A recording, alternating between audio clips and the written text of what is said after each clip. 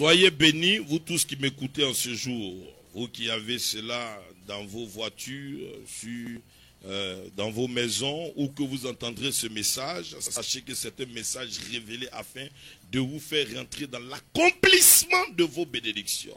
Aujourd'hui, nous allons beaucoup parcourir les Écritures. Nous allons beaucoup lire la Bible. C'est vrai qu'il est bon de venir prêcher, il est bon de venir dire des mystères, des révélations, mais il est important, impératif et sérieux de pouvoir avoir cela vérifié par la parole. Nous allons prendre ensemble, bien aimés, nos Bibles dans le livre d'Ecclésiaste, le chapitre 9, et nous allons voir ce qui déclare à partir du verset 14 au verset 16. Ecclésiaste, le chapitre 9, la Bible est claire et précise à partir du verset 14 au verset 16. La Bible nous dit ceci: si vous n'avez pas de Bible, augmentez seulement, prenez votre temps ou ayez un stylo, une feuille, écrivez et vérifiez cela après. En tant qu'évêque Sydney, docteur de la parole, je vous donne ces rémas dans le nom de Jésus. Que sa parole soit révélée et que tout esprit impur, toute puissance démoniaque et maléfique se levant contre cette parole soit vaincu au nom de Jésus. Que tous ceux qui entendent ce message aujourd'hui soient liés à ce message et qu'ils soient bénis et prospères dans tout ce qu'ils entreprennent, car je me lève contre l'esprit de pauvreté et je le maudis aujourd'hui dans le nom de Jésus. La Bible dit en Ecclésiaste le chapitre 14, Ecclésiaste chapitre 9, le verset 14 à 16. Il y avait une petite ville avec peu d'hommes. Un roi puissant vint attaquer cette ville. Il investit et bâtit contre elle de grandes murailles, de grands ouvrages, et il l'assiégea. Il se trouvait dans cette ville un homme pauvre et sage. Donc un homme pauvre et intelligent qui délivra la ville par sa sagesse, mais personne ne s'est souvenu de cet homme pauvre. Oh là là là là là là là. Je veux qu'on parle aujourd'hui de la pauvreté. Je veux qu'on parle aujourd'hui des conséquences de la pauvreté. Bien-aimé, toi qui m'entends, le message qui est tabou aujourd'hui dans l'église ou tabou dans la bouche des hommes de Dieu, c'est un message qui parle d'argent.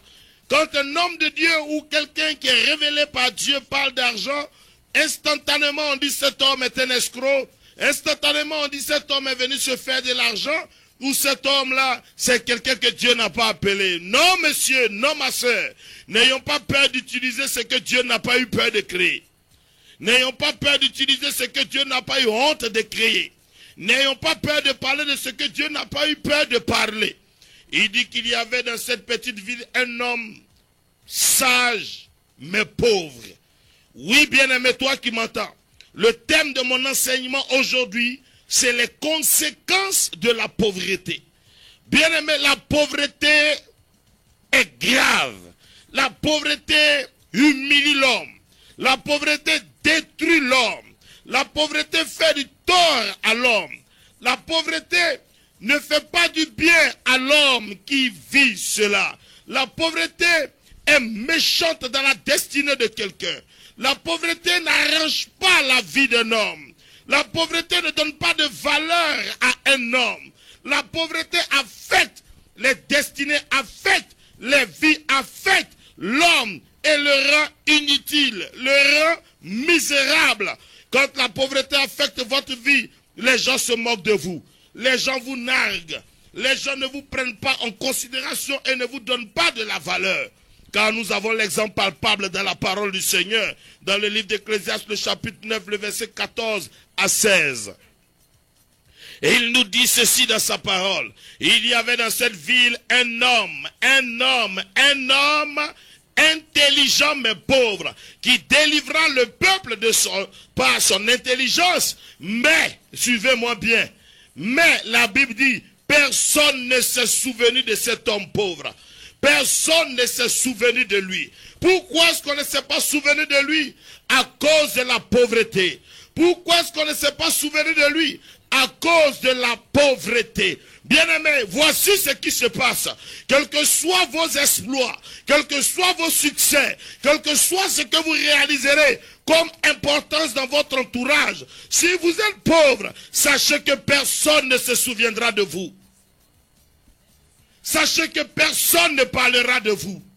Voici pourquoi je dénomme ce message les conséquences de la pauvreté. Voici pourquoi j'appelle ce message les conséquences de la pauvreté. Bien-aimé, la Bible dit que cet homme était intelligent. Cet homme a délivré toute la nation contre ce roi puissant qui s'était levé contre ce pays. Mais personne ne se souvenait de lui. On ne lui a donné aucune distinction. On ne lui a jamais mis dans le livre de souvenirs. Il n'a jamais été mis dans le livre de chroniques. On n'a pas parlé de lui comme un souvenir parce que son nom est égal à son absence et sa présence sont pareils. Il n'a pas eu d'histoire, il n'a pas eu de valeur. Les gens l'ont minimisé, les gens l'ont marginalisé, personne ne le prenait au sérieux. Je ne demande pas de courir derrière l'argent, je ne demande pas d'être esclave de l'argent, mais je dis que Dieu n'a pas permis que Christ vienne mourir à la croix pour que ses enfants soient pauvres ou qu'ils soient misérables. Parce que lorsque le pauvre est dans un endroit bien-aimé, il n'a aucune, on ne le respecte pas, il n'a pas de considération, on n'a pas de considération pour lui, il n'a pas de valeur dans un endroit. Lis-moi Proverbe le chapitre 18, ce que la Bible dit spécifiquement au verset 23. Qu'est-ce que la Bible dit en Proverbe chapitre 18, le verset 23, lis-moi cela. Le pauvre parle en suppliant, et le riche répond avec dureté. Voyez ce que la parole déclare. Le pauvre parle comment? En suppliant. Donc le pauvre, quel que soit l'endroit où il est, il doit faire pitié. Mais la Bible dit le riche parle avec dureté. Dans ma version, il est écrit, le riche parle avec assurance. Bien aimé, ce n'est pas biblique que nous soyons pauvres. Ce n'est pas biblique que nous soyons misérables. Nous n'avons pas dit que la Bible dit d'être milliardaire. Mais la parole de Dieu demande à ce que chacun mange à satiété. Dieu t'a créé pour que tu aies une femme, pour que tu aies des enfants, pour que tu ne mendies pas. Car il dit dans sa parole, le juste ne mendiera pas son pain. Mais lisez-moi ce que la Bible dit. La Bible dit, le pauvre parle en suppliant. Regardez les pauvres dans une manifestation. Tu es plus âgé que tout le monde. Mais tes petits frères qui travaillent dans les grands organismes, tant qu'ils n'ont pas donné leur décision, monsieur, ton âge ne nous importe pas. Qu'est-ce qu'on doit faire pour enterrer le corps? Tu as cotisé combien? Pour le mariage, tu as donné combien? Tu ne peux pas élever la voix. Parce que même ta famille, même tes parents disent, toi, calme-toi. On attend les gens là, ils vont venir. Tu n'es pas dans les gens. Tu n'es pas considéré. La Bible dit, le pauvre parle en suppliant. Mais le riche parle avec dureté. Pourquoi? Parce qu'il est sûr de lui.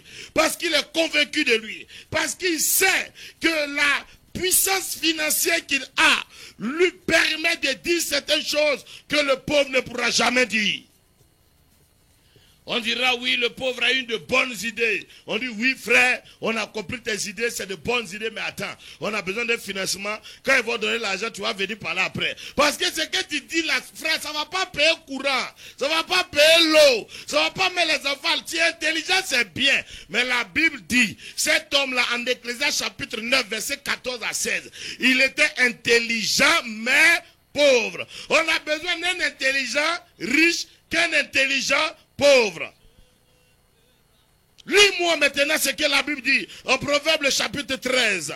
Vous allez voir une révélation. En Proverbe chapitre 13, la parole de Dieu nous dit quoi spécifiquement au verset 23. La Bible nous enseigne quelque chose. En Proverbe 13, le verset 23, lis-moi cela. Proverbe 13, le verset 23. L'homme de bien a pour héritier les enfants de ses enfants, mais les richesses du pécheur sont réservées pour le juste. Il continue le verset 23. Le champ que défriche le pauvre, voici ce qui m'intéresse, donne une nourriture abondante. Est-ce que tu comprends le français qui est dit? Le champ que défriche le pauvre donne une nourriture abondante. Donc, non, vraiment, c'est un travailleur. Mais la suite dit quoi? Mais tel périt par défaut de justice. Il n'a pas les moyens pour récolter. Il a défriché comme les riches. Mais qui va payer? Il a fait une année, les planteurs de Côte d'Ivoire ont brûlé le café et le cacao.